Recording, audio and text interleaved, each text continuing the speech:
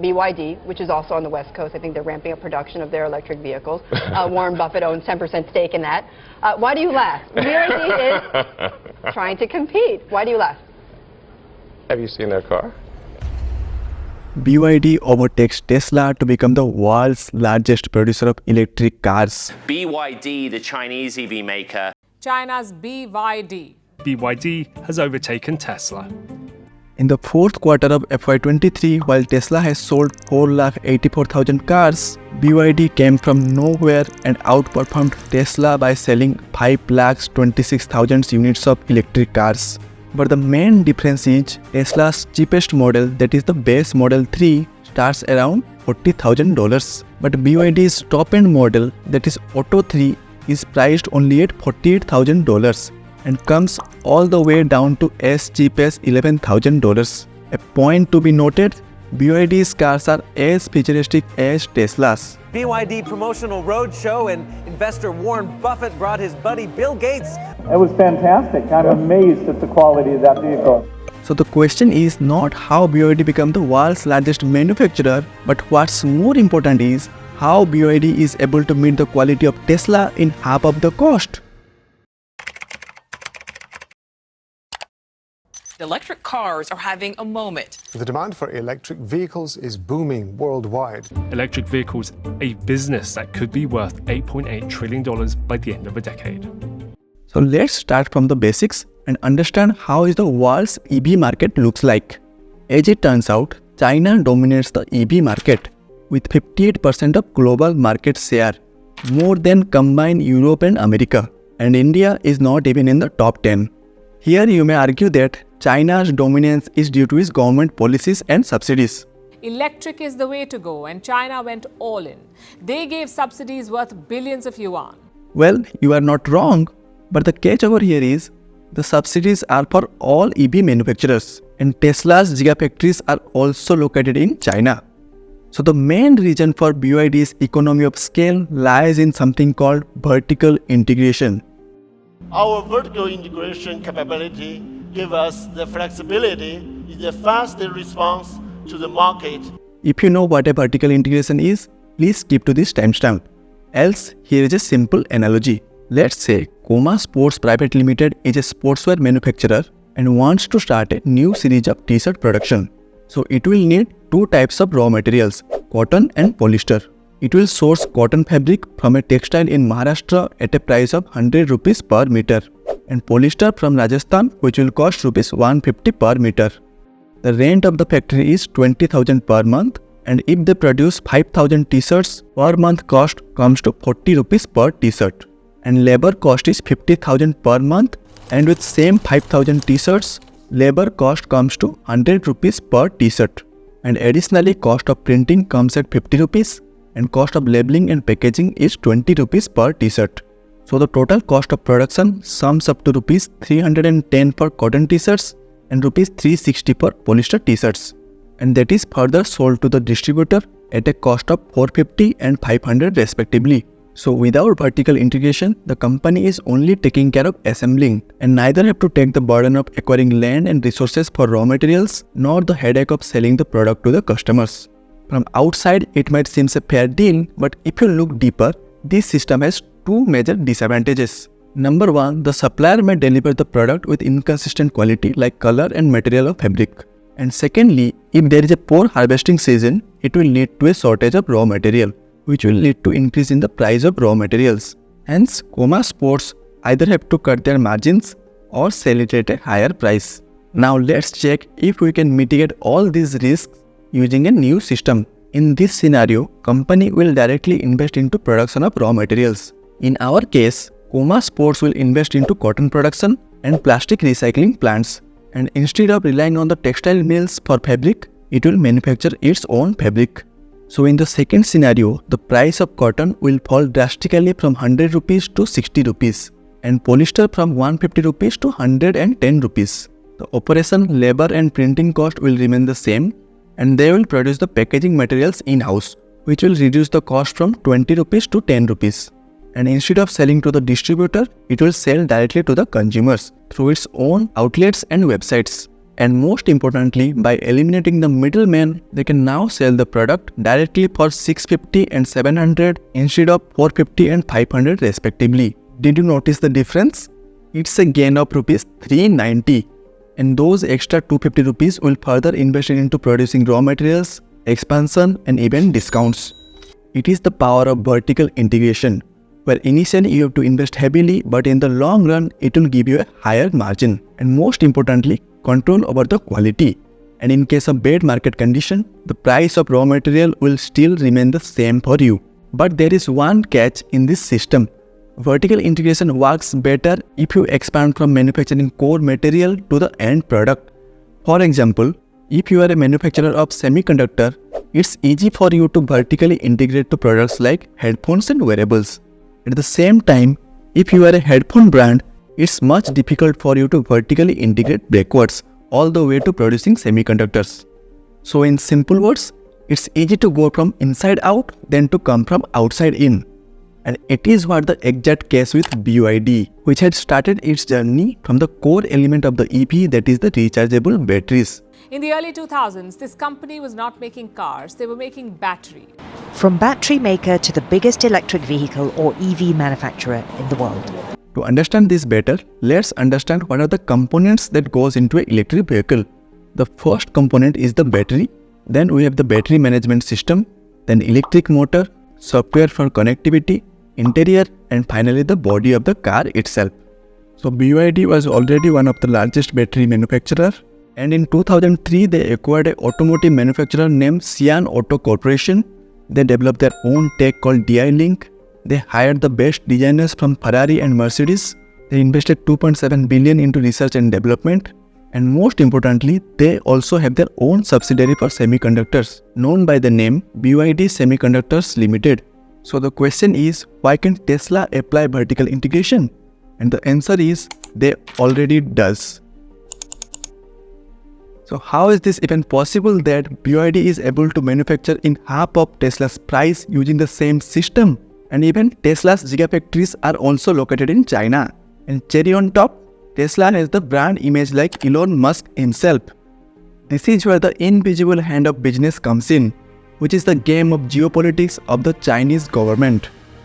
The Chinese government has played a huge role in BYD's rise. So how did BYD manage to topple it? It's a story that mixes business and geopolitics. To understand this better, first we have to understand the price distribution of each components that goes into a EV. The body cost around 25 to 30% of total cost, interior cost 15 to 20%, software cost around 5%, electric motor is around 10 to 12%, and battery management system combiningly cost 35 to 50% of entire cost. So what is so special about these batteries that they're so damn costly? Let's dig deeper and see what's inside a cell. A cell is basically a cathode and anode, and both of them are connected by an electrolyte. And if you dive further, you will realize that cathode is made of elements like lithium, cobalt, nickel and manganese. Anode is made of graphite, electrolyte is made of lithium salt, and the body is made of aluminium. And cathode alone cost 51% of total battery cost. If you want to know more about cells, there is a link in the description. But long story short, the two elements lithium and cobalt alone contributes 51% of total cell cost. And it is where all the story of electric vehicle lies.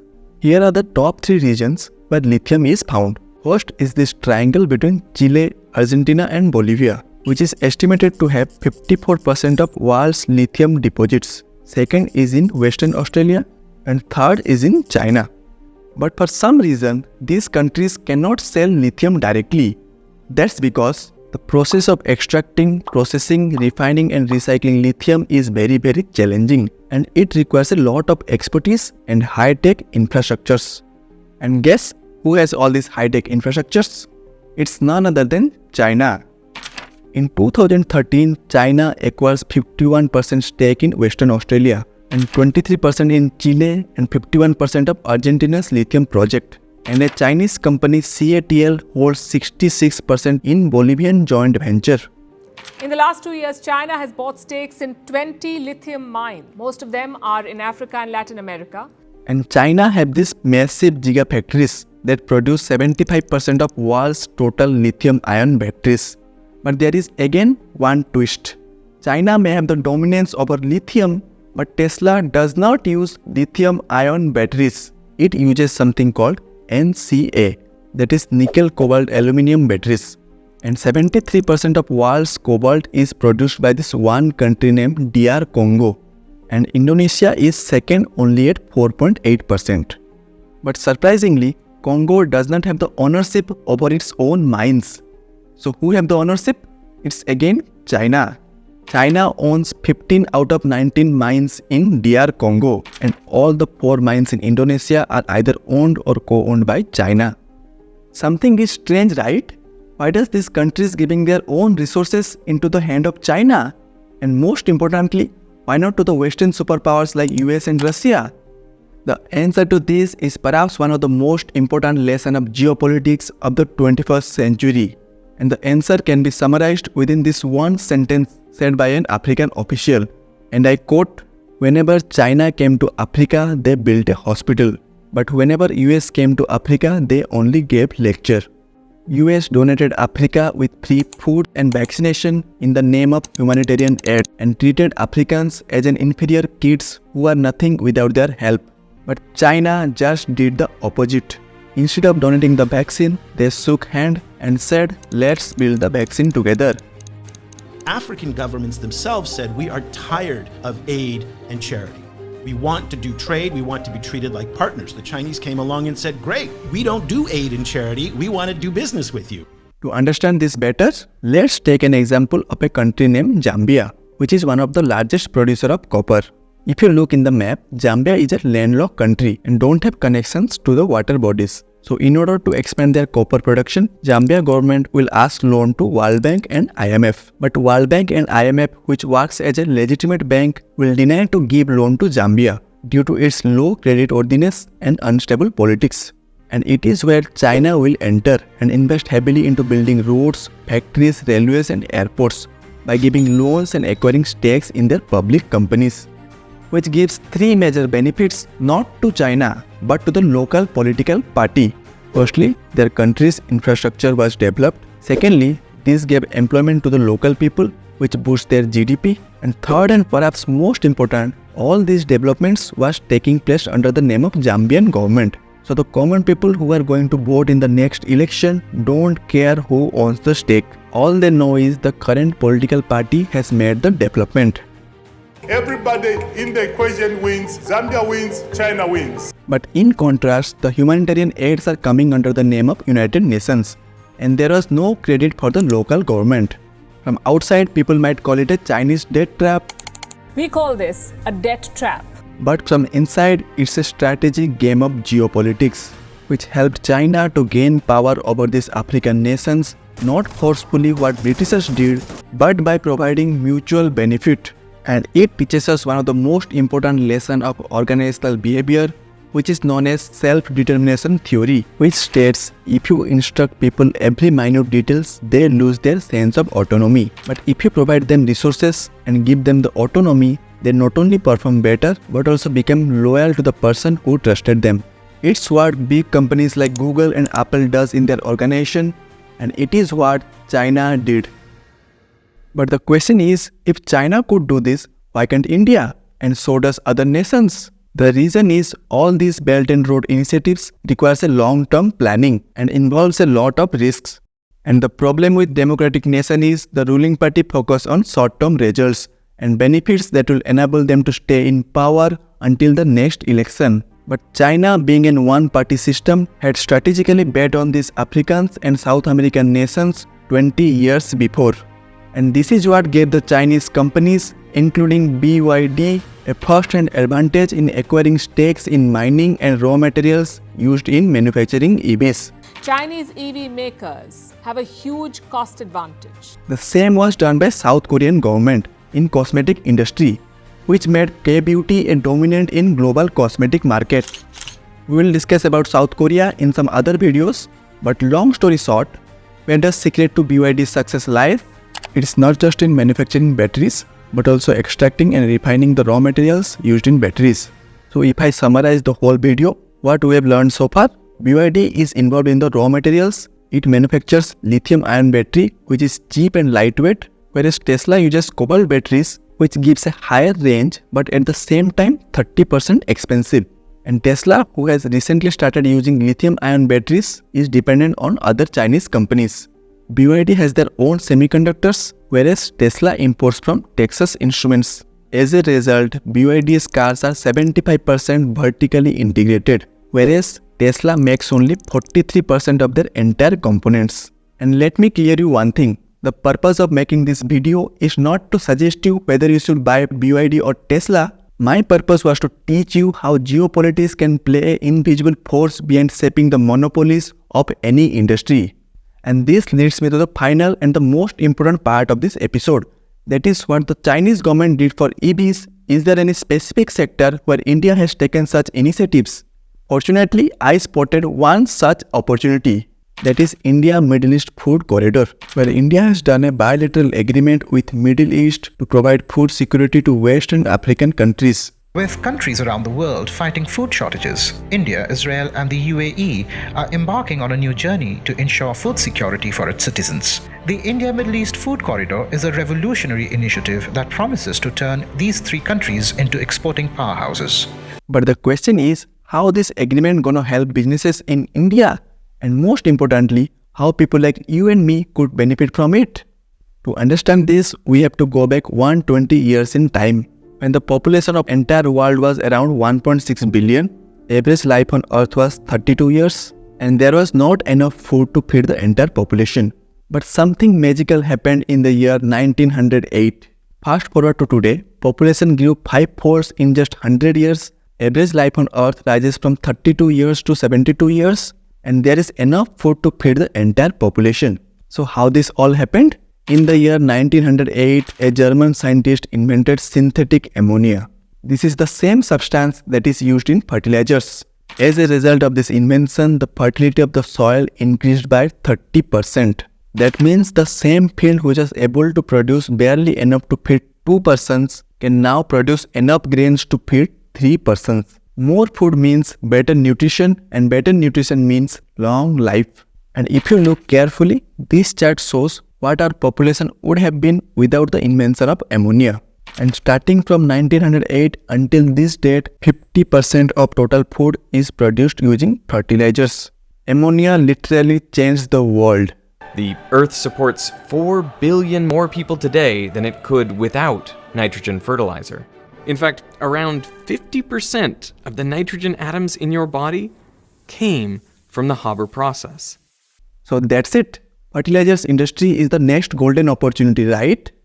Well, not really, because fertilizers has its own harmful effect. The real opportunity lies not in the fertilizers, but something that can reduce the dependency on fertilizers, similar to how electric mobility reduced the dependency on fossil fuels. And that replacement is genetic modification of crops, also known as genetic engineering.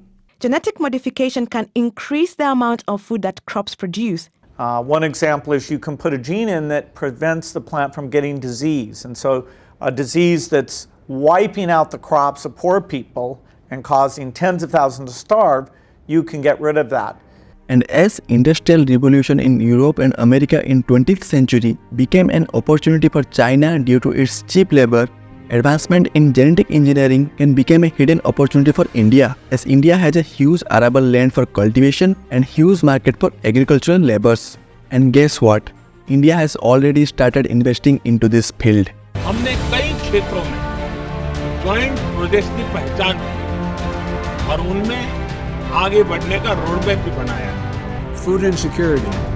The UAE's investment to develop integrated agricultural parks across India has the potential to sustainably increase India's food yields in the region threefold in just 5 years.